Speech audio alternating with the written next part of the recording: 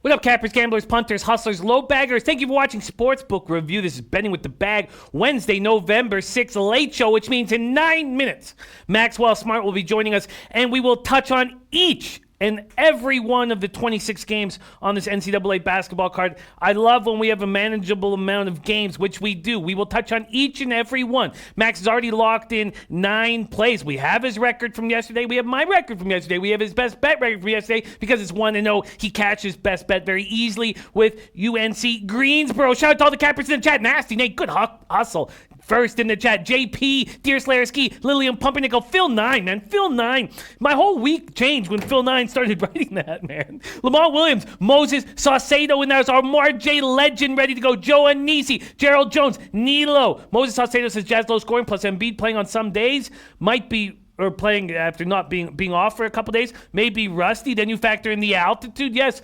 4,300 feet up in the air.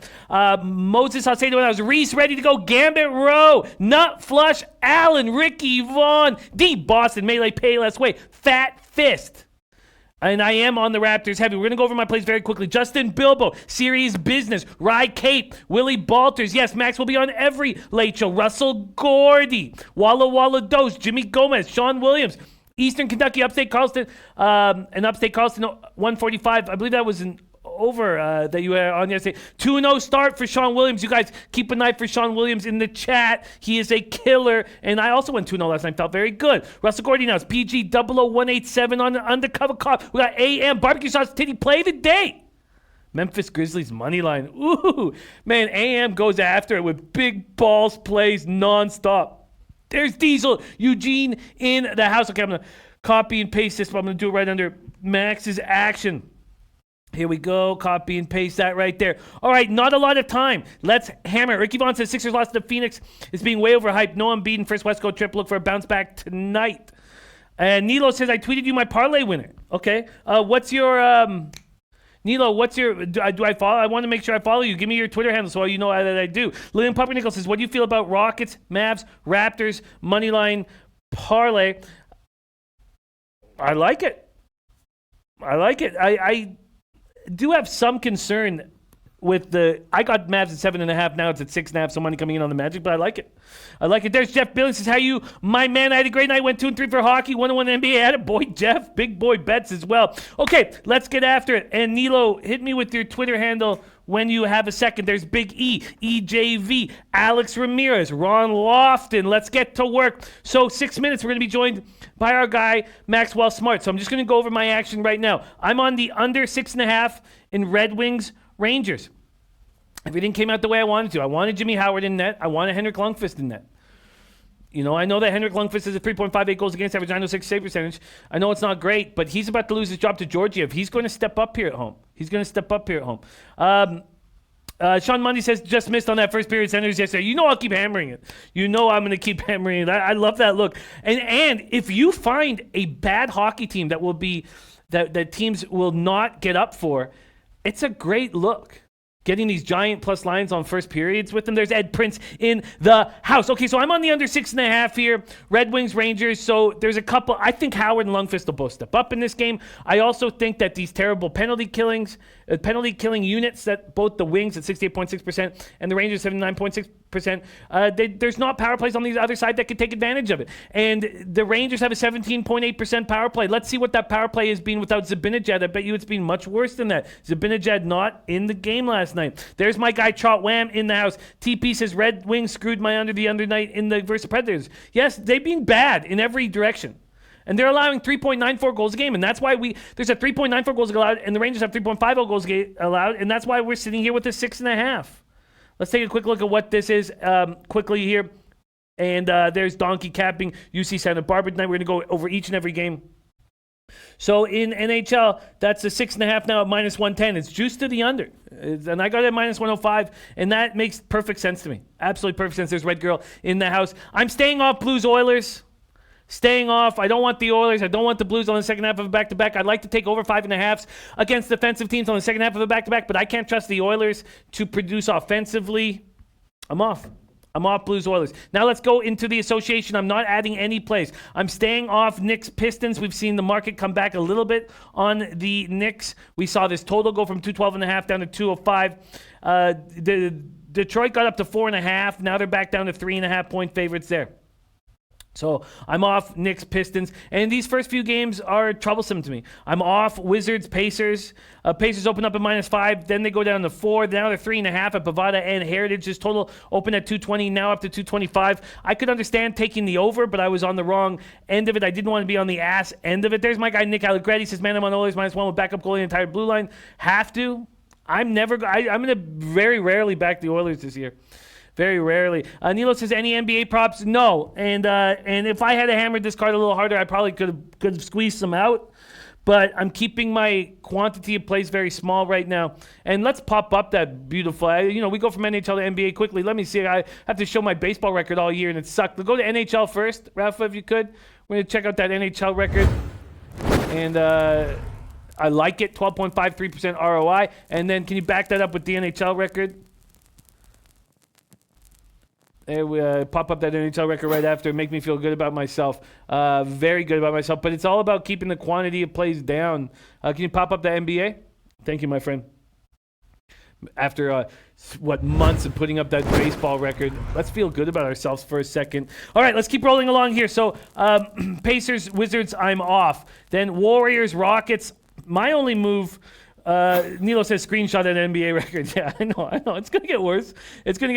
Russell Gordy says Pistons roll. That would be my only look at that game. And my only look in this game would probably be Warriors, but man, I don't expect the Warriors to step up again in this situation. I don't think the Rockets, who knows? Let's see the Rockets beat a team by 15.5. I'm off that game, and I'm off that total that opened up at 232. It's now all the way down to 229.5. These are 5 dimes openers we're using right now. 5 dimes openers. There's Jimmy Gomez in the house. Red Wings and the under is the play. Yeah, I like that. Antoine Seymour staying away from NHL, but tomorrow the card is lit for NHL. I can't wait to break it down. Actually, in fact, the morning show is going to be Ian Cameron. Babano will be doing the morning show for the next 2 weeks, and then I will be back to Thursday mornings, but I'm taking Thursday mornings off right now. Then Bulls, Hawks. Teddy covers on the Hawks. Ballsy, opened up at -2, now -1. In fact, the bookmaker, the Bulls have become the favorite. I want nothing to do with the Bulls. There's Big Ragu in the house. So those are the first 4 games, and not only myself, but we had Junior Brown on the morning show, and he's not on any of them. Then I doubled up on the Raptors, and our guy Junior Brown tripled up. I got 7.5 to now 8s across the board. On the first half, I got -3.5. Show me a 4.5. Make me feel good about myself. No, okay. 4s. Got excited there for a second. Okay. I think Raptors smash. Rested group, angry about that loss to the Bucks. Going to smash these Kings because of this recency bias of the Kings winning the last 2 games. We're getting a nice number, and I like it. Jeff Merlo, I'm only on the under 6.5 in Rangers, Red Wings. That's it. That's the only spot I am. Jeff Billion says I took mini money line and took Dallas money line and took Sixers money line, took Rockets and Harden triple play. I like that. Ron Lofton tailed a couple of Junior's first quarter plays on the T-Wolves and Raptors. I am on the Timberwolves first quarter. I like that look. There's St. Louis Elites plays. Let's take a look at them. Edmonton, St. Louis over 5.5. Yeah, I get it. Blues money line +130. Red Wings money line +135. Man, keep an eye out for St. Louis Elite when he comes in the chat. Spectacular capper.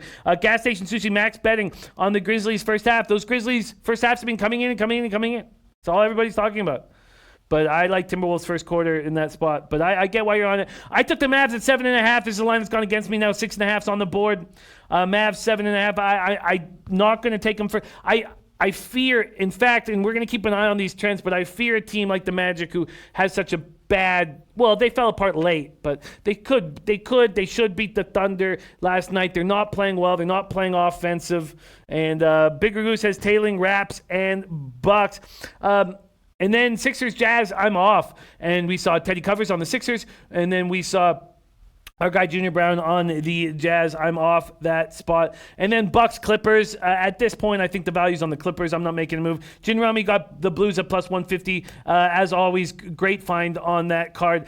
Just a couple of notes. The work play of the day from our Joe Anisi. Milwaukee Bucks -4.5. He said lock it in now before the number gets higher, and that's exactly what happened. The number got higher. Astute Chaos on the Chicago Atlanta first half over 106. Orlando Dallas first half over 106.5 and full game over 207.5. So that's from our guy, Astute Chaos. Those are his looks on the card. And as we said earlier, the AM Barbecue Sauce Titty play of the day is Memphis Grizzlies money line. All right, it is time for our very own Maxwell Smart, making a second appearance, coming off a nice winning night on his first appearance. And let's roll the Maxwell Smart opener. Let's see the opening graphics for our guy Maxwell Smart. It wasn't until 2018 that the diamond in the rough went from hooligan to king of the world. The guy couldn't play for shit, dog. He was awful. But can he cap? Yes, he can. There he is, Maxwell Smart, joining us right now. Wednesday evening, day 2 of the season. Max, how you doing right now, man? Yeah, I'm doing all right. Had a decent night last night. Glad I could at least have a winning night on the show. And yeah, I'm just ready to go. It's not as glamorous of a card, but there are some bets I've already made. There are some bets that haven't moved enough that we can talk about, go over, and maybe some guys want to tail it on the show. Listen, I'm here to break down games, give you guys lots of volume, tail me, fade me. All I care about is you guys beat your bookie and lessen their wallet and their account balances. So let's get started, Jim. Exactly. Let's get started. Let's start with Max's overall record from the 16 official plays. Those are including the Twitter plays and the plays he gave out on the show. Rafa, can we start with Max's overall record? Maxwell Smart, 9-7. No percentage there. That might have been my fault. I must not have added it. Plus 1.32 units, average line plus 102, 8.25 ROI to get the season started. Now can we go to Max's best bet record? And that's starting off glorious. Again, I'm certain I put the percentage on one of them. Okay, but that's fine. No percentage there. We're just getting started. 100% ROI, 1-0. And then can you put up my NCAA record? Tailed 2 of Max's looks and both cashed. There we have it. Let's get to work. And all 26 games are going to be talked about, but we are going to start, and I will put Max's Twitter handle right here. We are going to start with the overnight action that Max dropped. The first Max play on the overnight card was Merrimack. He jumped on Merrimack. I'm going to NCAA basketball right now. Merrimack is at Maine, and he got Merrimack at a pick'em. Sorry, I'm just going to go to spreads and totals. And right now, if you want Merrimack, they've become a favorite at -1. This total opened up at 134.5. It's gone up to 136. Max, overnight play was on Merrimack at a pick'em. Max, break this game down for us. Yeah, Merrimack obviously is the newest Division I team. They come from last year, a 14-7 conference season, 22-10. Joe Gallo has this team playing the system and with the intensity that he demands. I think that this is going to be a really nice opening game for them before they have to go play Northwestern. I think that Merrimack brings something that a lot of teams, especially in the NEC, when we get to conference play, don't see, and that's the zone. And I find with Maine and their offensive efficiency numbers, I feel like this is going to be a main factor in the result, and hopefully Merrimack winning the game and covering the -1. They are led by Javarius Hayes, who is their leading player, but they also have Michael Daring, who has come on as a freshman and is very dangerous from the three-point line. I do think that this team has enough pieces up front to really bang out, get yourself second chance opportunities, and with that zone, you're going to be able to kill the clock, you're going to be able to limit possessions, you're going to be able to force your opponent into more perimeter-oriented offense, and I think that plays into Merrimack's game tonight. This is a team that plays good three-point defense, under 40%. They hit their free throws at least last year, 72.8%, and they return about 85% of their scoring.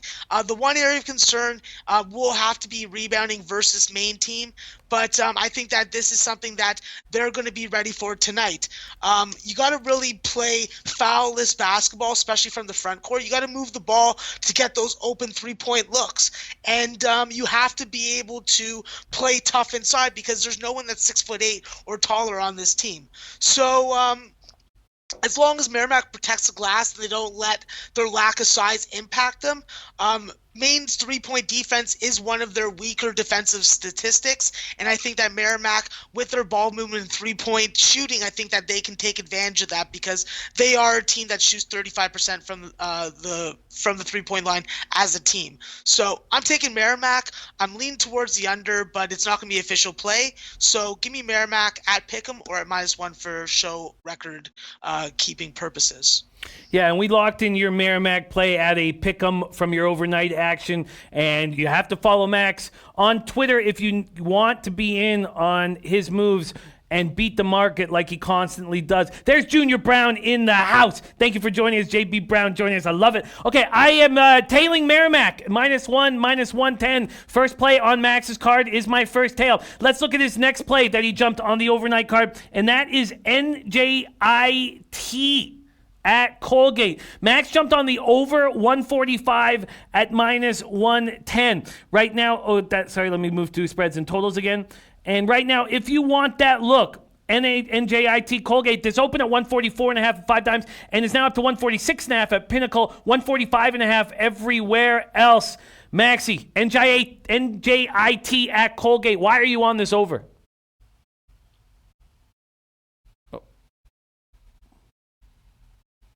Max, you muted yourself. I know the nose whistle. Sorry, I did it again. It's okay. Hammer it up. I don't want anybody hearing my nose whistle or my mouth whistle or my ear whistle or any other kind of whistle that I can facilitate for you guys. But I am liking the over in this game because NGIT, definitely one of the top non-conference teams as of last year. They have already played this Colgate team in the first game of the season last year, winning 81-78 without Abdul Lewis, so I'm not too worried about that tonight. I think that when you have Zach Cooks, you're going to get someone that penetrates the ball, someone that's good at distributing, and he's going to create and force turnovers, which could lead to fast break buckets and easy points for us. My other X factor for why I like this over is Riley Walsh. He had 21 points in the game last year versus this Colgate team. It was a career high for him, and I think that he's going to be able to step it up this year with a little more offensive touches without Shaquan Gibbs always on the floor with him at the same time. So it's really going to be a matter of what type of performance we get from Colgate. If Jordan Burns is hitting three-point shots, distributing the ball to guys like Tucker Richardson, and getting the ball to Ivanauskas down low, they're going to get to the line, they're going to penetrate, they're going to put NGIT into positions where we could hit this over by free throws at the end of the game, or we could hit this over with 7 minutes left in the second half. I think that we're going to hit this quite easily from what we've seen defensively and from three-point defense-wise. These Patriot League teams give up a lot of points. And if you want to give me a Colgate game under 152.5 at this number, at 144, 145.5, it's really hard for me not to take my edge and get on it. So it was something that when I saw on the board and I looked at my power ratings, I looked at my schedule analysis, this was a play that I had to make. NJIT Colgate over. Now, I have a plan of how I'm going to use Max. Everybody's going to use Max differently. And I have a plan, and this is the third year I've got to watch him work, so I know what I'm doing. And I am staying away from totals. And should I stay away from totals? Last night he gave us a Penn, Alabama over 148. He cashed it. Idaho State, Wyoming under 145.5, cashed it. The Georgia Southern, Auburn under 153, he missed that one. Virginia Tech, Clemson over 129, and he missed that one. So he went 2-2 with totals last night. He went 9-7 overall. Would have gone 10-7 if he had gone with William and Mary, but that market move had gone just a little bit too far for his liking. So I am staying away from totals for a little bit, even from Noli Knows' unders for a little bit and tailing his sides. We can all use Max differently. I'm just letting you know how I'm using him. Here we go. Max is on the NJIT Colgate over 145. Max's next look is UC Santa Barbara. UC Santa Barbara. They open up at -12.5. They're at -16 at Pinnacle. Max got in with the overnight action. And again, you follow him on Twitter, you would have this at -13 at -110. These were his 3 overnight plays on his Twitter account. There were his low bag official plays. Why are you on UC Santa Barbara at home against Jackson State? Yeah, this UC Santa Barbara team is a team that's mad. They're on a mission. They had high expectations last year that they didn't meet, and they have unfinished business. Max Heidegger, hopefully he's going to be back to the 19-point per game player that he was in 2017, 2018. He's coming off concussions and knee injuries, so we're hoping that he's back to normal. Amadou Sow was probably the most impressive freshman big man in the Big West this year, and I look for him to take a monster step. He reminds me of the kind of game of Kenneth Faried, and I think that he's going to be dominant in a league where he can use his size some nights, where he can use his athleticism other nights. And tonight, I think that he's going to be able to use his size and athleticism versus Jackson State's Roland Griffin and Javius McInnes. So with this UC Santa Barbara team, I like them because there's three-point shooters, there's distributors, there's even a Canadian, Brandon Cyrus, the DePaul transfer from Oakville, Ontario. So I'm a little warm-hearted when I think about this team. But from a betting perspective, I look for Jay Nagel to be the X factor on this team. He made 30 out of 35 shots or three-point makes last year. I look for him to be an illicit three-point shooter, and I look for him to get more opportunities to make shots. I think that this team just has so many deep scoring pieces at different elements and different angles of your offense that it's going to be hard for a team like Jackson State to match up versus them. Also, add in the addition of Matt Freeman, the grad transfer from Oklahoma. He brings 6'10" size, a three-point shot, and looking for minutes and looking to make an impact. So I think that the UC Santa Barbara team is just head and shoulders above Jackson State. I look for another SWAC team to get. Okay, and I think that UC Santa Barbara is covering it. I have them at 13. I know that the number's at 15 or 15 and a half, but my cutoff was 16 and a half for this game. Okay, Max came back and is cut off 16 and a half. So that answers your question, Moses Saucedo. That answers your question. So again, we're going to keep going back, and Captain 24/7 says Captain the Capper. We're going to keep going back to how are you going to handle the information that Max gives you. And everybody's going to handle it differently. Personally, when I see it open at 12 and a half, Max get on at 13, I'm not going to get on at 15 and a half. But everybody's going to do their, cap the capper differently. So I am not going to, but if you were to jump on that, I would understand why, and Max answered that question. So those were his 3 overnight plays. Now, today he added in a marquee game on the card. He added in Notre Dame, North Carolina. North Carolina opening up at 10.5, now 9.5 or 9. This total opened up at 152 and keeps falling. It's down to 146.5. This afternoon, he added it at 149. At 149, that was a 3-point move that he believed in. Max, are you surprised it's all the way down to 146.5 right now?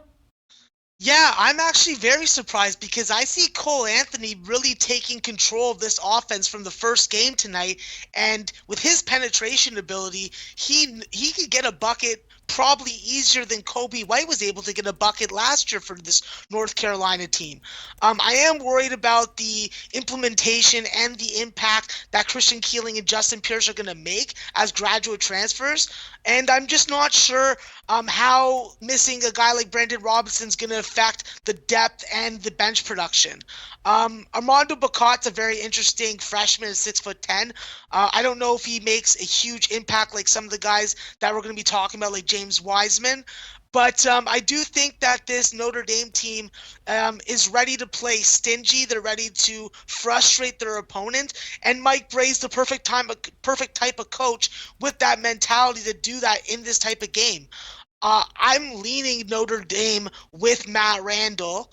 I also feel that this under is something that you have to get on just based on principle, because what have I learned from other great college basketball cappers like the godfather of volume? Well, when there's a conference game and a total opens in the 150s and moves down at least a full point, that under's hitting at over 60%. I believe it's 63 or 64. I'm not sure. Someone will have to quote it directly. But that was enough for me to look at the line, realize there's conference play going on the second day of the season, and jump on that under right away. Makes sense. And jumped on it at 149 without fear and got to feel good seeing at 146.5 right now. So the only look I've tailed personally is Merrimack. Again, I haven't bet it yet. I will after the show, but that's what I've tailed here for an official play. All right, now let's look at plays he wants to add on this show. Now, you may sit there and go, hey, these aren't the marquee games. We don't care. It's about making money. The show's about making money. Shout out to Noli Knows in the house right now. And speaking of that spot, Ulysses saying 147.5. You know, depends what book you're at. It's 146.5 pinnacle. Reese saying UNC wins by 10. Russell Gordy says 10 is too many. Riku Roxa says I would take the over. So Riku Roxas thinking about another being on the other side of this huge market move. All right, let's get into next looks, and we are going to start with Louisiana Tech. Louisiana Tech going into Texas A&M Corpus Christi. Louisiana Tech opening up at 7.5. There's still 7.5s and some 8s. This total opened up at 133.5 and is now at 137.5 at some books, 135.5 at other books. Max, Louisiana Tech at Texas A&M Corpus Christi. Yeah, Texas A&M Corpus Christi's coach Willie Wilson's going to be lucky to get this team to finish 10th in the Southland, in my opinion. Obviously, you got the garbage man, Elijah Schmidt, but he's not going to freaking win you games. He's not going to cover you spreads, and he's not going to get you unders. They do get the return of Miles Smith, who's definitely a solid ball handler. At 6 foot, 10 points per game he averaged. He's back from injury. He's their best free throw shooter, and he's probably the guy that is best suited to make decisions with the basketball. Deshaun Talton at 6'5", averaged 9.2 and 5.1 rebounds, but he is an all-around player. The guy defends, he makes free throws, he shot the ball from the distance at 35%. It'll be interesting to see how he adjusts to the new three-point line. But Texas A&M Corpus Christi, their only shot at winning this game and covering the spread, in my opinion, tonight, is winning on the glass, and that's part of their identity. Play some good defense, don't foul too much, and don't let Louisiana Tech get you into foul trouble where your depth will be tested, because Louisiana Tech, they are returning a boatload of firepower. It is really hard for me not to just jump on their team total, their first half team total, to get literally reckless on this game, because Caleb Ledoux, the McNeese State transfer, he's eligible now. He showed what he can do in the exhibition game where he had 18 points. He averaged 15 at McNeese. Mo Muhammad, he's going to be the big front court piece. Even though he's standing at 6'7", this is a guy that can get rebounds. He can slide in between defenders, position himself down low, and he's not going to be giving up any easy second chance opportunities when he's down low. There is a lot of guard play on this team, starting with Daquan Bracey, two guys coming back from injury in Xavier Christian and Derek Jean. You got a lot of scoring right there, and then you got two guys off the bench, and Archibald and Jacoby Pemberton, that he shoots 55% from the field. So there's a lot of scoring on this Louisiana Tech team. The reason why they weren't better last year is because of injuries.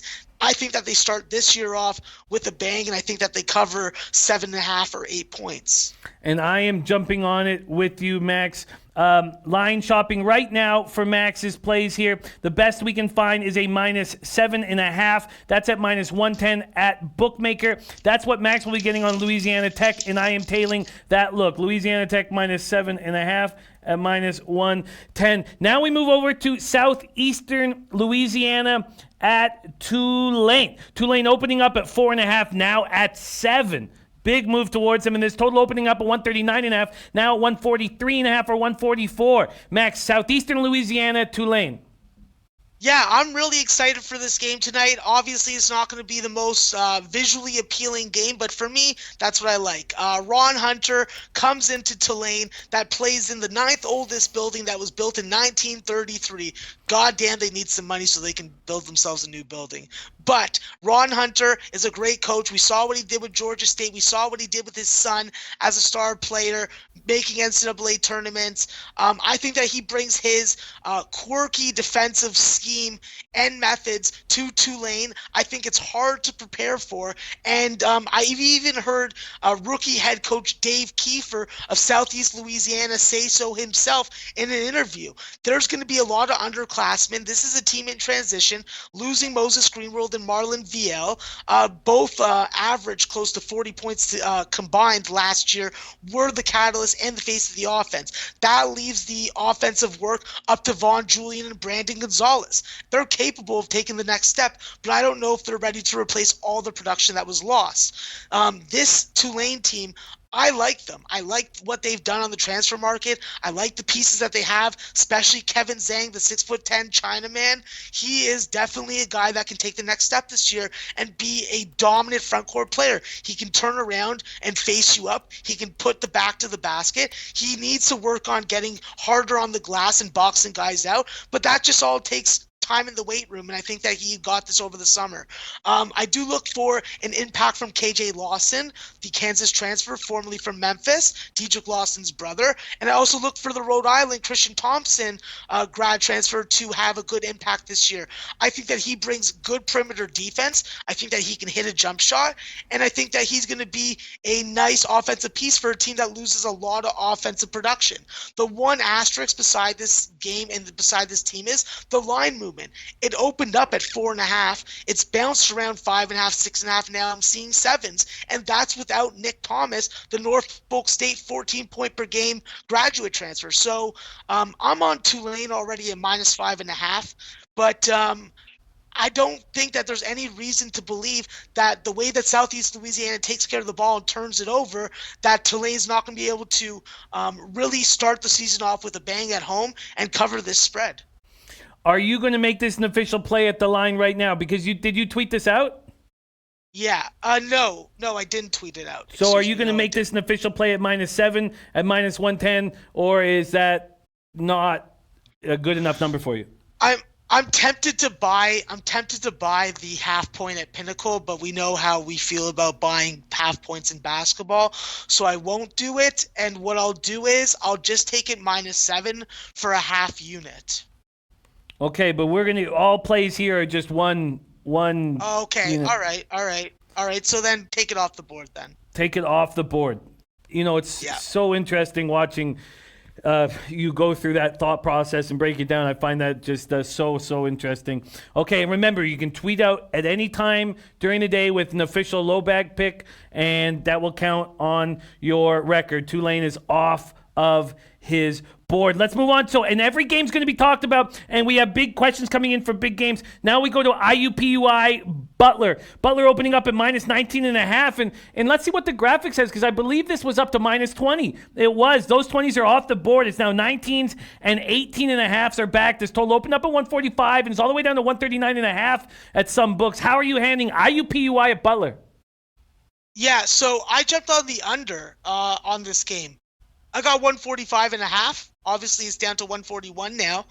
And I think that this Butler team is the type of team that really needs to instill a tough defensive presence. They did it last year. They did a lot of good things on defense.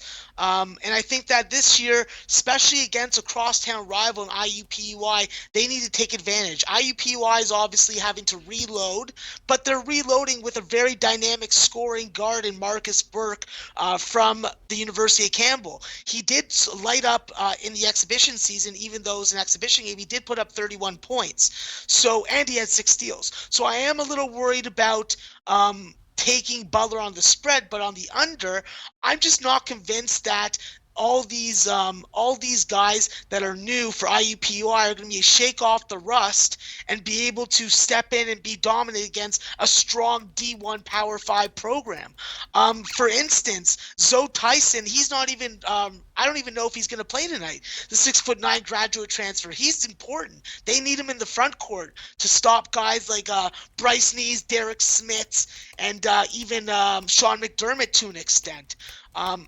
As far as the under, I'm just not convinced IUPUI has enough scoring. And even if Marcus Burke puts up 30 points, that just that just puts even more onus and pressure on Jalen Minette, and I'm just not sure against Butler's defense they're going to be able to do that. Butler's going to be able to run in a strong second rotation with Derek Smits, Jordan Tucker, and they have a tough offensive challenge to deal with because these guys are long. They close out good on shooters. They pack the paint if they see that that's where the focal point of your offensive strategy is going to be.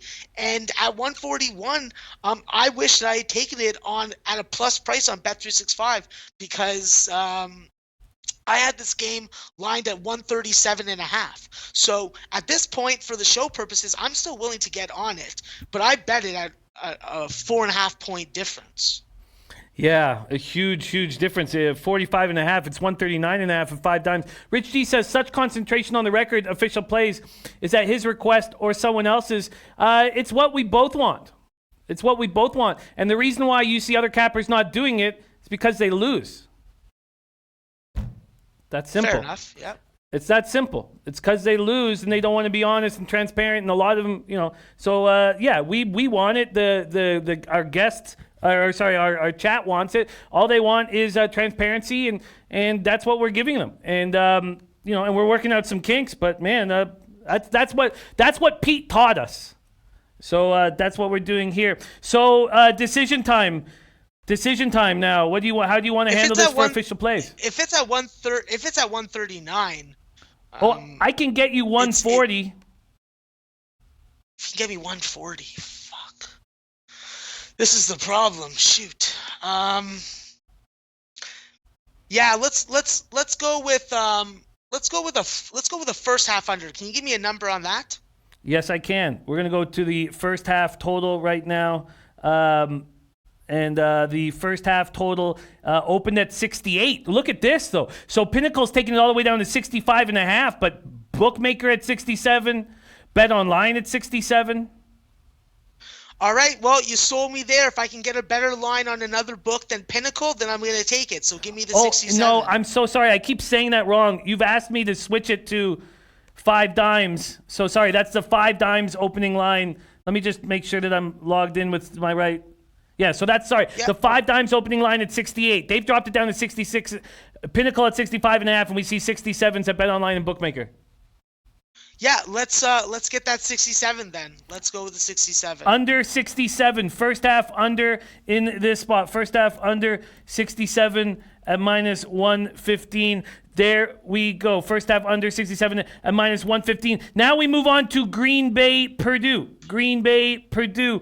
And here we go. 23 ranked Purdue opening up at 19.5. Now we see 23s and 23.5s on the board. This total up at 154 is now 151, 150.5 or 150. Max, Green Bay, Purdue. How are you handling this?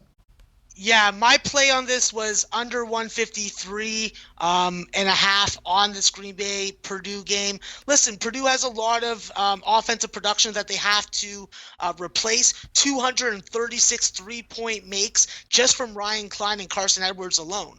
Luckily enough, they do have Aaron Wheeler and Jahad Proctor, the high point transfer, coming in. I'm just not sure that they replace that production in the first game tonight against a Green Bay team that's looking like they're going to finish in the top half of the Horizon League, returning 4 to 5 starters, only missing the one great Sandy Cohen, who's a big loss. I'm just interested to know what kind of rotation this Green Bay team's going to run out tonight. You know that what's his name? Jaquan McLeod, he's going to come off the bench, and I'm just not sure that I want to trust a guy like Travion Bell, who showed me good run in spurts, but I'm not sure if he's up to the task of taking over for Sandy Cohen Jr. I think Sandy Cohen Jr. handled the ball a lot. He moved the offense. He was the floor general, and I think that's going to be something that Green Bay may have a little bit of trouble dealing with tonight and replicating without him. On Purdue's side, Noel Eastern, I'm not sure if he's going to play. I think it's a foot or a knee injury, so I'd be interested to see if he's going to play because he is their point guard. He he is one of their best perimeter defenders, and I think that impacts betting an under or betting an over. Purdue's going to want to control tempo, stop Green Bay's transition, and defend the three-point line. And, of course, if you watch any film from their exhibition games, their post-entry passes were absolutely pathetic, especially when you have a 7'3" center in Matt Arms on your team. So there are some areas of concern. You also have to take into consideration that Matt Painter and the coach of Green Bay are former teammates, coaching rivals. So there's also that non-basketball element to it. But even at 151, I would be looking to take Purdue on the under. And you can get 151 right now. It's at, let me line shop for you. There's a minus 110 at Intertop's New Wager and William Hill, a 111 at Pinnacle. So we'll give you under 151 here, under 151 at minus 110. And going back to the question about this is this, and not doing it with other cappers, this was always our dream for Pete and I. And Pete did it with every guest he had. And, Max and I have come up together, and this is our dream, is that every capper comes up. Now, the problem is it's painstaking. It takes a lot of time to do these records, but this was always our dream, was to have honest, transparent records from the guests. And starting a new season with Max gave me that opportunity. And Max has big enough balls. I watch him beat NCAA every year. And you think he's scared of being completely honest, transparent? Absolutely not. Now, when we're breaking this down and deciding where he's going to get the line, he's probably going to start tweeting out more plays, which just means that everybody out there should be following him on Twitter. All right, let's move over to Oral Roberts, Oklahoma State. I can't wait for you to talk about this game. When you said that you were making a move on it, I was like, oh man, I can't wait to hear about it. Oral Roberts, so this total opened up at 149.5, now at 152. And Oklahoma State opening at 16-point favorites, and they're still 16 at Bovada, 15.5 everywhere else. Oral Roberts, Oklahoma State. Max, take it away. Yeah, Oral Roberts could be the surprise team in the Summit League this year. Obviously, you have a little bit of a down year with a couple teams losing some signature pieces, but let's be frank, if we watched the South Dakota State game last night, we didn't see them missing much. Doug Wilson is the real deal, and South Dakota State may be feared with, and you'll have to respect them on the defensive end. But getting back to Oral Roberts, this is a team that doesn't play defense. They don't like to play defense. They like to get up and down the floor. They like to get second chance opportunities, and they got two twin towers at 6'8" both that can do that. And let me pronounce these names. Attempt to pronounce these names correctly. Kevin Obanor and Emmanuel Nzkwesi. Sorry, I butchered the shit out of that. I'll look for the phonetic translations after. But both these guys average 14.5 points, 15.5 rebounds combined. These are the types of guys that can be beneficial against a team like Oklahoma State, who is going to shoot a lot of threes, is going to probably put up a lot of opportunities to get rebounds, whether it be offensively or defensively. And I think that with the addition of the Little Rock transfer DeAndre Burns, I think it's the perfect addition. Now you got 5 double-digit scores in your starting lineup. You got Sam Kearns as your point guard. Sam Kearns has got to continue to distribute the ball, hit free throws, and make good decisions when he's in transition. I think that this Oral Roberts team, as long as they don't get into a game with a team that wants to play a rock fight type pace, I think that we can capitalize on totals with them. I think that we can hit the over in this game, and I think that in the future, once we get a good eye test on what we have in them, I think we can start hitting additional totals on sites like Bet365 for plus prices. So are you? I'm going to be going with the over 149.5. That's what I bet, and at 152.5. It's still within my range and cutoff that I'd be looking to get on it for the show record purposes. Well, good news. Bovada is still holding a 151.5. Pinnacle 152.5. You're getting a Bovada 151.5 here. Over 151.5 at minus 110. Wow, I really thought you were going to go after Oral Roberts plus 15.5, but you're just going to hammer the over? Yeah, it is a play that I like, but like I said, some of these double-digit spreads are better on the first half and also live, or Roberts is not going to be a play that I'm going to give for the show purposes, but that doesn't mean that I'm not going to bet it on my account, because let's be honest, I'm an actual goddamn degenerate. You're looking at the true college basketball degenerate, and I like to bet. So if I see enough of my guys on it and I look at the edge and I got an edge, it's going to end up on my bet account. I love it. I love it. And Big Roo coming in with his NBA totals as well. Very interesting looks there on the over in Bulls, Hawks, the over in Wizards, Pacers, the under in Warriors, Rockets, and the over in Kings, Raptors. Very interesting. Okay, let's start rolling. Then we have questions coming in, and then we're going to go quick hits on the rest of the card. But the main questions coming in have to do with Ohio State and the total or side. So let's go right there right now. Cincinnati, Ohio State. Ohio State opens up at -6. They're now 5.5, even a 5 on the board. This total at 139.5 has gone up to 143. Still at 142.5 at Pinnacle. Max, Cincinnati, Ohio State. Yeah, I like Cincinnati on the spread. I think that they have a good chance to win this game, but you have to respect the change of pace, the change of coaching, and what the roster personnel is going to entail. When I saw this line open at 139.5, I thought back to old Cincinnati days, and I'm like, well, this is a number that I can get on. But then when I looked deeper into Brennan's North Kentucky teams, I realized maybe not. At 143.5, now that it's moved up 4.5 points, I'm more interested in getting on the under now. I see Ohio State trying to limit possessions, trying to control pace, really control the tempo of Cincinnati if they're trying to get out and run on transition off of rebounds or turnovers. And I feel like this is one of the marquee games that, unless you have a serious edge, and I don't have a 2.5 point edge on this total, it's something that I'm not willing to give out on the show, but that doesn't mean that I won't be found on it live. This is a game that I'll be able to bet live, and it's a game that I prefer to do so. Yeah, interesting look. Okay, we have one more interesting ranked game, ranked team playing, and then we're going to start rolling through quickly, and that's the Virginia-Syracuse game. We heard Alex Guerrero said the highest public concentration is on Virginia, with the highest sharp concentration on Florida State. We're going to get to that game later.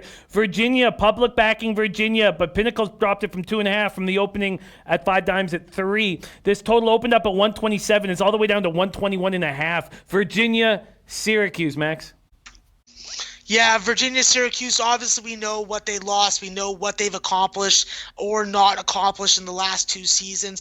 I think that you're going to have a way different team this year. Kihei Clark is going to operate that pick and pop role with Jay Huff. Jay Huff's going to have to be a very offensively talented and masculine player, I would say. I think that he's going to have to demand touches. I think that he's going to have to demand he get the ball in the positions that he wants. And he's a versatile player. He could take it inside and out. And I think against this Syracuse 2-3 zone, he's going to have the most opportunities to score the basketball and highlight the skill that he has. I think that Mamadi Diakate, he's going to be key in defending. I think that he's going to be key in breaking the zone at the top of the circle. And I am a little worried about Syracuse's guard length and depth with Boeheim and Gerard being able to defend in that 2-3 zone out on the perimeter. I'm not sold on my fellow countryman Quincy Guerrero as a 6'7". I would call him a slick power forward, but this team definitely has a lot of size. But so does Virginia, and I think that Virginia is going to be able to show that there's a reason why they're viewed as a top 10 team. And the fact that this line hasn't moving doesn't really bother me. I think that they go into Syracuse tonight and they win by 10. Wow. Win by 10, and you're not making a move here on the show with it? No, not on the show. It's obviously one of these plays that I feel very confident about, and in past show history, when I'm very confident about a play, sometimes fucked up things happen. Jeff Billing says, Jimmy, can you ask him about a Syracuse future bet? He likes them. Yeah, I don't see it. Jalen Carey's not a ACC all-conference type point guard, I don't see any standout pieces that really impress me. I think that they're going to rely on the system and fundamentally sound basketball to win games, and I don't even think that they get into the tournament. So I'm not high on them right now, and I don't think that I will be unless I see something different. Wow, Max, the market movement on the Oral Roberts Oklahoma State over since we started talking about it. So as we talked about it, Bovada went from 151.5 that you got it at to 154. Pinnacle went all the way up to 156.5 and then 156, 155.5. Wow, and that was the jump from Bovada, from 151.5 to 154. Okay, let's start rolling through these games and quick hits. Maxie, we got a game popping off in 10 minutes. Mercer, St. John's. St. John's opening up at minus 11.5. Pinnacle's taking it down to 10.5. 11's across the board. Total 153.5 down to 151.5 or 151. Mercer, St. John's. Yeah, so obviously Mike Anderson's taking over for the St. John's team. The real question is, Mike Anderson wants you to play intense, hard defense, and I don't know if the St. John roster is able to do that. They're going to rely on Mustafa Heron and LJ Figueroa too much. They need someone like Josh Roberts to emerge as someone in the front court that can protect the rim and bang on the glass. The fact is, this Mike Anderson hire was last second. There's been nothing but disappointment with this St. John's team. And now you're playing a Mercer team who just went through a coaching change, hired Greg Gary after Bob Hoffman left, and they got a decent foundation and building block in Ross Cummings, the senior, and Ethan Stair to score the basketball. So I see them being able to go toe-to-toe with Mustafa Heron and LJ Figueroa, and I'd be looking at Mercer on the spread if I was going to making a play. I'm not going to make a play for the show, but I also lean towards the under. I think that if Mike Anderson has these guys playing the defensive intensity and style that he wants, I think that he's going to be able to really suffocate the style of this game, and it's going to be very different from what we saw with Chris Mullin, who, by the way, was the worst coach, the worst dressed coach in college basketball history. Okay, there's some questions coming in, so let's talk about a couple big spots, and then we'll keep rolling through with quick hits. Here is a big spot on the card. People want to talk about Florida State, Pittsburgh. Florida State opening up at minus 4.5 at 5 dimes down to a 4 there. Bovada hanging a 5. This total opening up at 141 up to 144 at some books, and Pinnacle leading the charge to the over. Florida State, Pittsburgh, Max.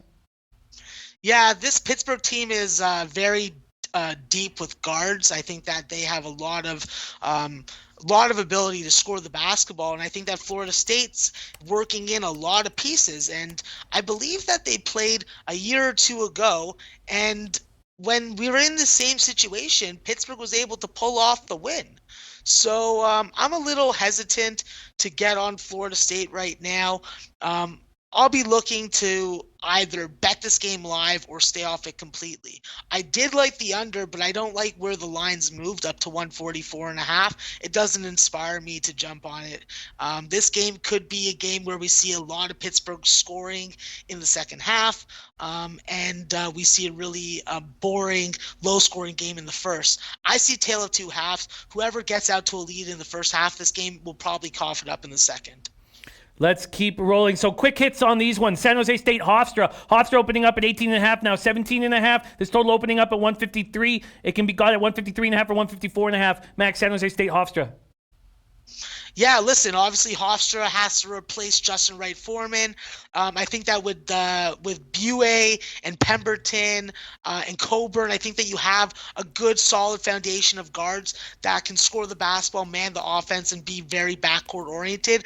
I think that this team plays very good defense. I think that's where we're going to see them really shine. Obviously, they're going to miss Jaquan Taylor in the front court and his double-double ability, but I think that Hofstra wins this game. I think that they cover the spread.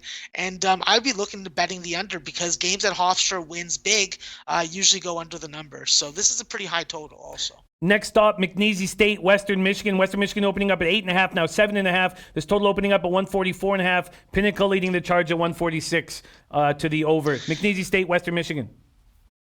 Yeah, obviously I liked McNeese State in this game. I missed the best of the number. I saw that offshore there was 9.5s when it opened. Now it's a 7 or 7.5. I just missed the number. I don't have an edge large enough on this game to put a bet in on it. North Alabama, South Carolina. South Carolina opening up at 20.5, now 20. This total at 143.5 up to 146. North Alabama, South Carolina.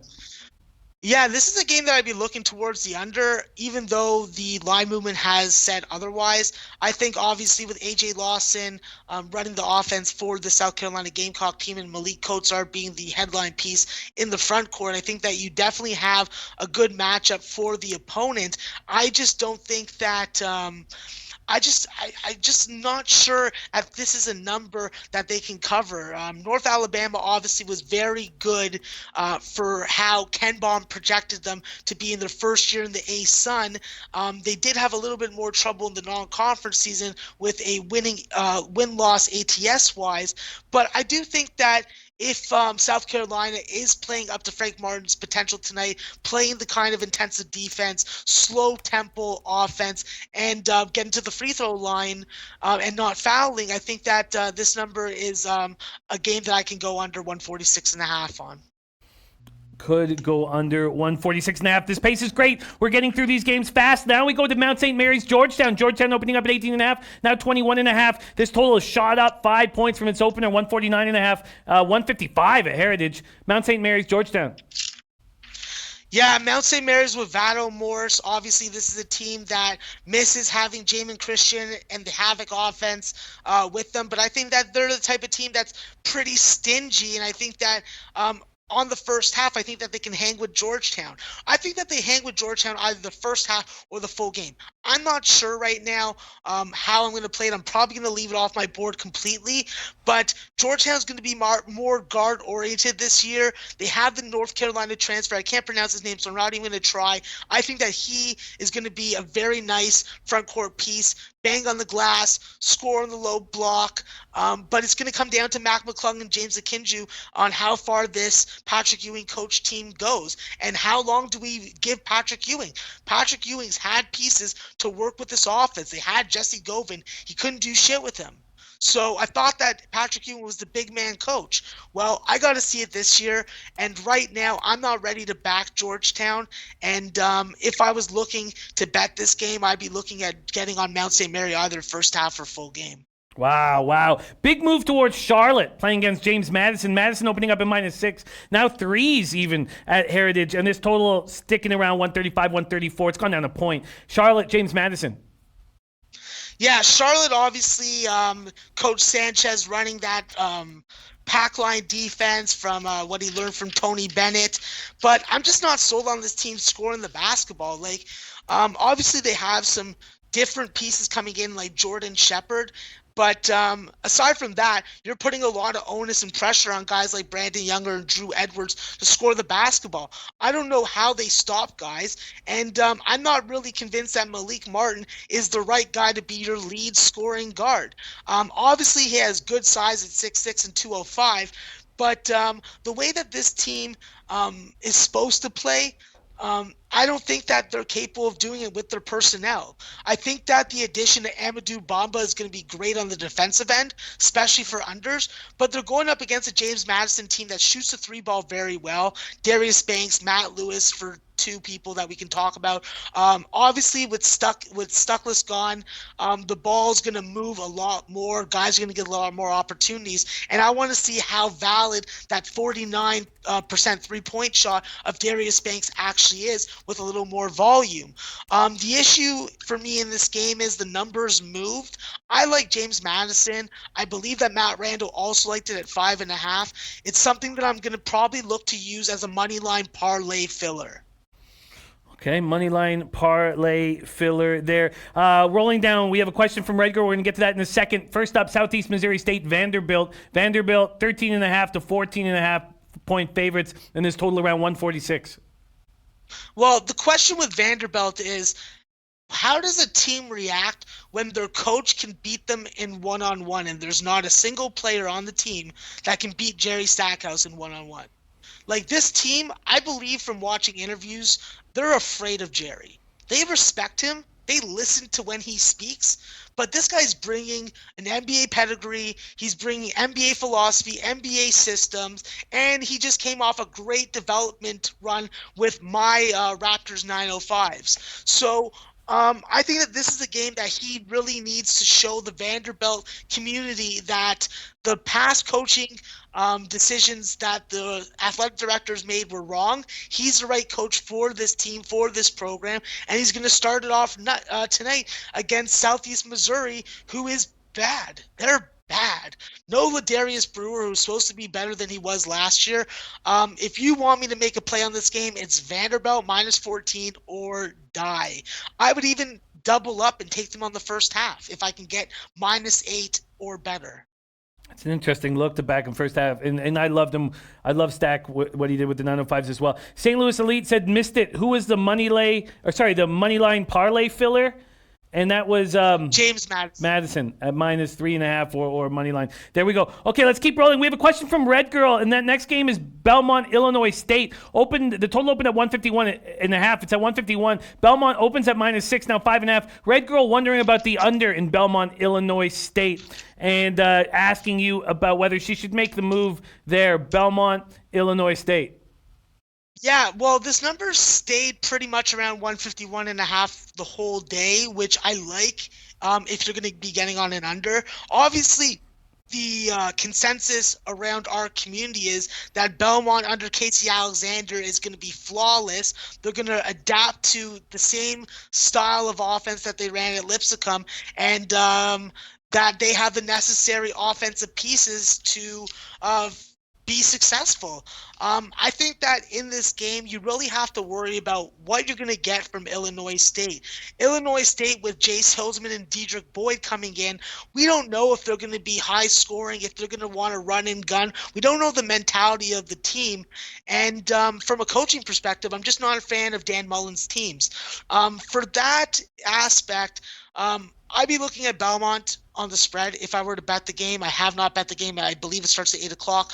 But Red Girl, as far as the under, I think that it's a good spot to try and go against what the consensus is in the betting market, and that would be to take the under in this Belmont game. Illinois State doesn't want to run and gun with Belmont because they will lose in that. So Belmont's definitely one of the top 2-point percentage teams 6 out of the last 8 years. There's a reason for that. It's pace, offensive skill, and good recruiting. So if I was looking to make a play on that total, I'd be looking at the under 151.5. And if I'm looking at a side, I'm looking at Belmont, but I'm not there yet. I love it. That was a great breakdown. Next up, Northwestern State, Texas A&M. We're almost done all 26 games on this card. Texas A&M opening up as 27.5-point favorites, still 27 or 26.5 at some books. This total's gone up 2 points from 141.5 to 143.5 max. Northwestern State, Texas A&M. Yeah, Texas A&M's obviously an interesting situation because you got Buzz Williams coming in, and every time Buzz Williams leaves a coaching gig to go to another, it's a pretty bad season and also a pretty bad ATS betting season.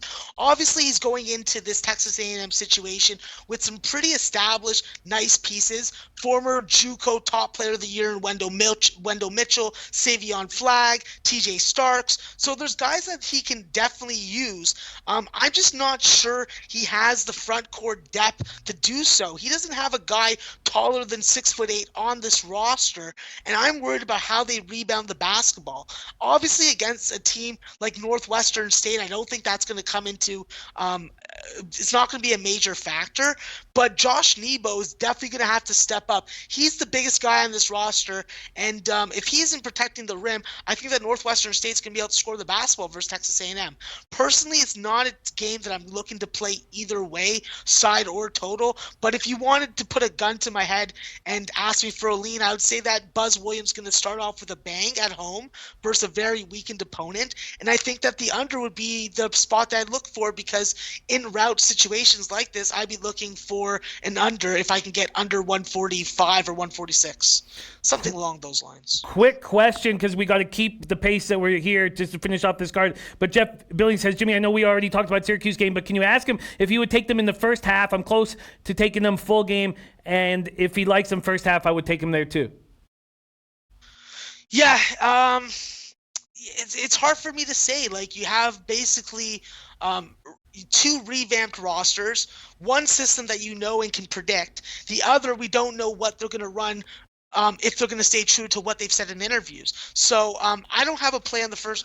I don't want to suggest that you make a play on the first half. From my opinion, I would prefer if you came to that conclusion on your own, just because I just don't feel like I could guide you in the right way confidently and with my own money on the line. That's well said. And absolutely. Don't feel forced at all. Okay, we're almost on this card. Incarnate Word, Missouri. Missouri opening up at 29.5, down to 26.5. This total low at 136.5, up to 137.5. Incarnate Word, Missouri.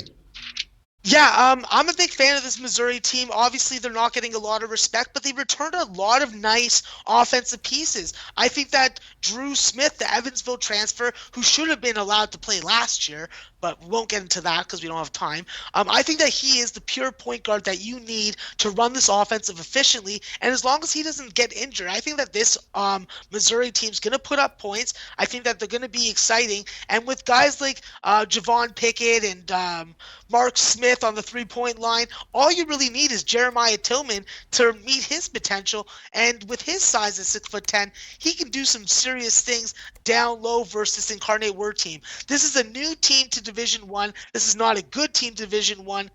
This is not a team that I can respect. So if I'm playing this game, I'm playing Missouri, and I'm looking at Missouri on the team total over in the first half and full game.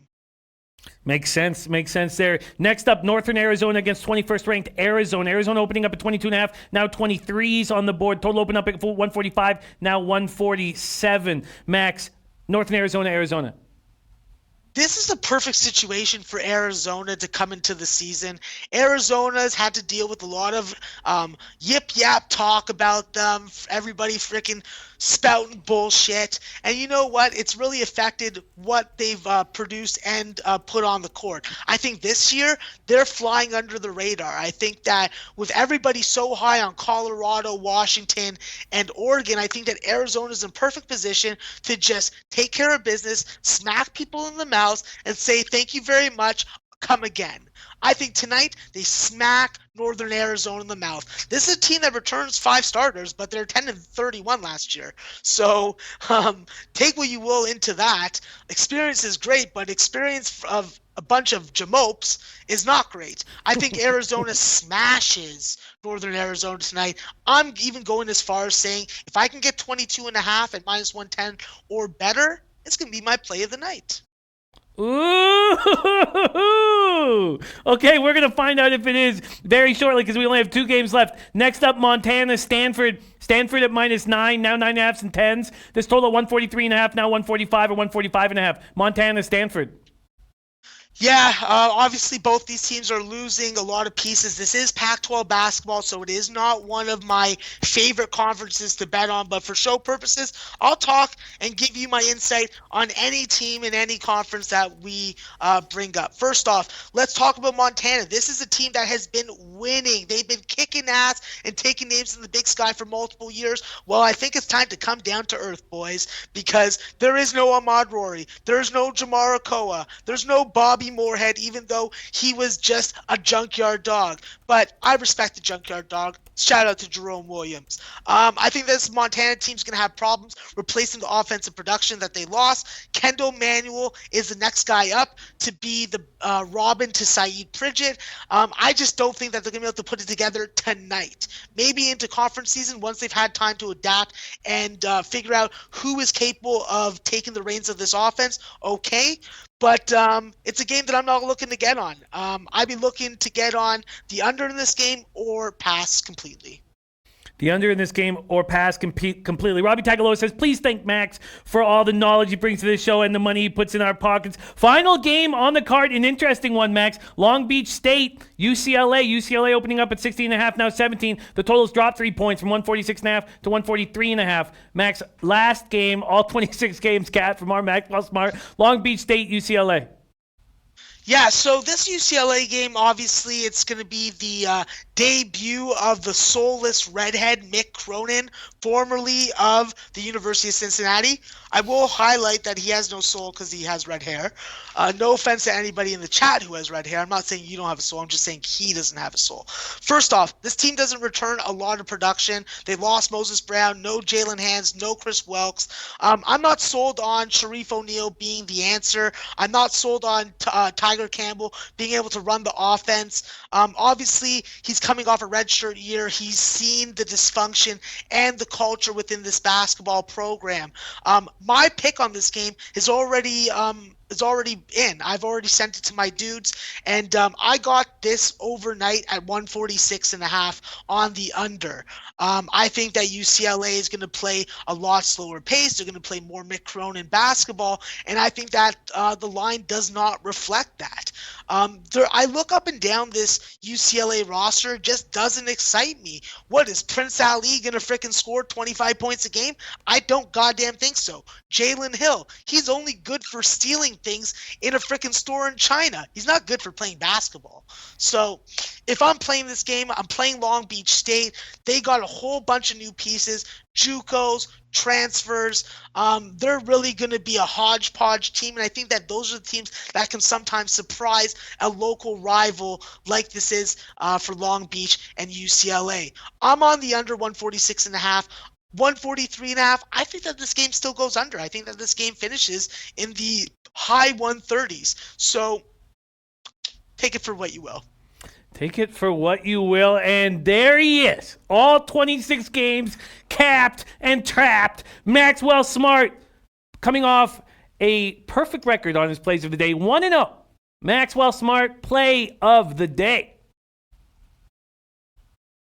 Well, I already let the cat out the bag.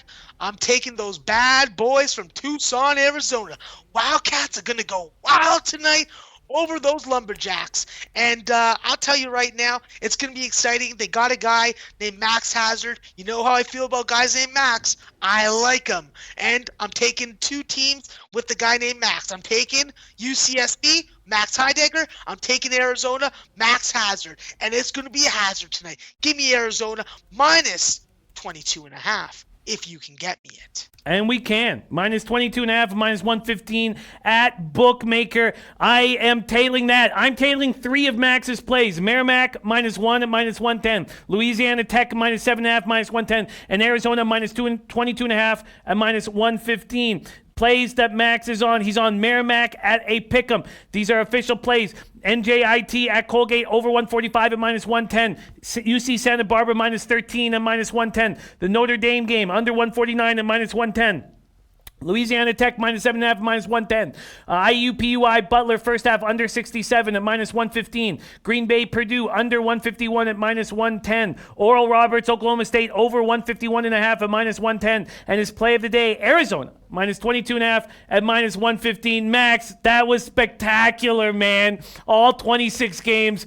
Nice work, man. This is so exciting. So fun to have you on the show, my friend. Great job, dude. Great job. Follow him at MaxwellSmart420. I put it in the chat a few times. Follow him on Twitter because you want to get on these plays when he puts them out because he's going to be beating market moves. And thank God we got to that Oral Roberts Oklahoma State spot when we did because that went up fast as you were talking about it. Nutflush on says, hey, I gave out Arizona this morning show. I feel great about myself after hearing that it's a play today. Great job, Nutflush. Alan, our guy. Yeah. Our guy. Go Nutflush. Yeah, what a great guy Nutflush is. There you have it. There you have it in NBA. NHL, I'm on the under 6.5, minus 105 in Red Wings Rangers. I know why everyone's on Blues Oilers over 5.5. It works exactly why we cashed that over 5.5 in the Calgary Arizona game. A good defensive team on the second half, a great defensive team on the second half of back-to-back. Could have some tired legs, and you have Jake Allen in goal. Still, I don't trust the Oilers scoring enough, and I'm not making that move with you guys, but I get it. In NBA, I am on the Raptors first half minus 3.5, minus 115. Full game minus 7.5, minus 105. I'm on the Timberwolves first quarter at minus 1 at minus 102. And I'm on the Mavericks full game minus 7.5, minus 105. Juan Ruiz says Max went beast mode, baby. Max, great job. What a treat it is to have you on these late shows. Thank you so much, my friend.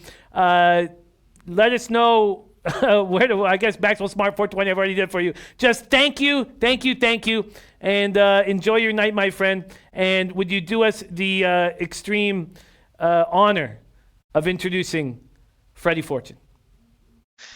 Absolutely. It'd be my pleasure. You know, it's always a great time at the end of the show when I get the power, the privilege to introduce to you a guy I like, a guy I find funny. Freddie motherfucking Fortune. Let's go.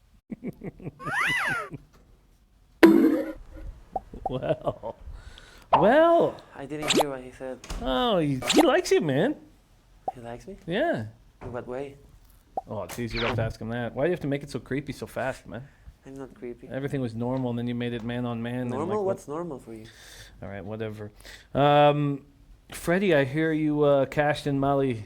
Mali football and soccer, I mean. Yeah. And Slovenian handball. And Slovenian handball, eh? Yeah. Gave it a couple winners on the show last night. Why didn't I tweet it out? I've been busy, and I feel like shit for not tweeting it out. Sorry. Oh, I was saying me. I didn't tweet it out. Did you not tweet it out? Oh, yes. I was No. saying I didn't tweet it out. I thought for sure you did. You didn't tweet it out? No, I No, forgot. you're just giving up on life then, eh? Yeah. Okay. Well, nothing wrong with that. I've been tweeting memes and stuff like that on Twitter, but And are your followers going up or down? I'm not sure. All right. A lot of information from this guy. We just had Max cap all 26 games in NCAA basketball. Pretty impressive. What do you have for us? Well, I have baseball. Baseball. Yeah. Where are we? It's an international game. Okay. It's the World Baseball Softball Conference, I think. Do you have any idea what you're talking about? Yeah, baseball. Okay. And what's your play? It's Australia versus Cuba Okay. over 7.5 All right. at -120 at Bet365. That's it. That's my play. That's it. That's I fucking hate this guy. The one that loves unders, not Lashana. No, that loves unders. It's Nolan No, knows. and that Nolan loves knows, unders, yeah. Why do you hate him? We love him. he's a piece of shit. Whoa, Jesus. Remember, he hates me and I hate him. Wow. I don't know what to say about what you've done here. Your bet, you didn't know if it was baseball or softball. Do you now? What? Is it baseball or softball? It's baseball. No, it's not softball. No, it's baseball. Okay. And you're taking the under 7.5? Yeah, over. Okay. God, how do you follow Max 26 games of NCAA? Jim Rome says, is Freddie on the marijuana again? Don't lick your goddamn lips, man. Seriously. I'm what? On my what? Are you on the marijuana again? That was a question from Jim Rome. No, I stopped with the marijuana Okay. for a while now. All right. That's why I've been so. Up and down. Yeah. All right. There he is. Remo says Noli's a saint. Yeah, I'm shocked that you would say anything bad about Nola. He said awful stuff about me, so I have no problem with that. I have no problem with saying bad things about him. Okay, that's fair. That's fair. There he is, Freddie Fortune, little international baseball, the under 7.5. Do you know? Over. Sorry, man. Sorry, I'm a little. Okay, the over 7.5. Are you gonna tweet this one out? I hope. Let's see what happens. All right, there he is, Freddie. Freddie, will you give us? I've got some bets to make. Would you give us a leche? I've got I to think make my one. leche sucks, lady. Give them, put some effort into it. Come on. Okay. I feel stupid. Okay. Give it to us hard. What? Give it to us hard. Leche. And los bookmakers. Oh yeah, that was bad. No, That was really bad. I liked it.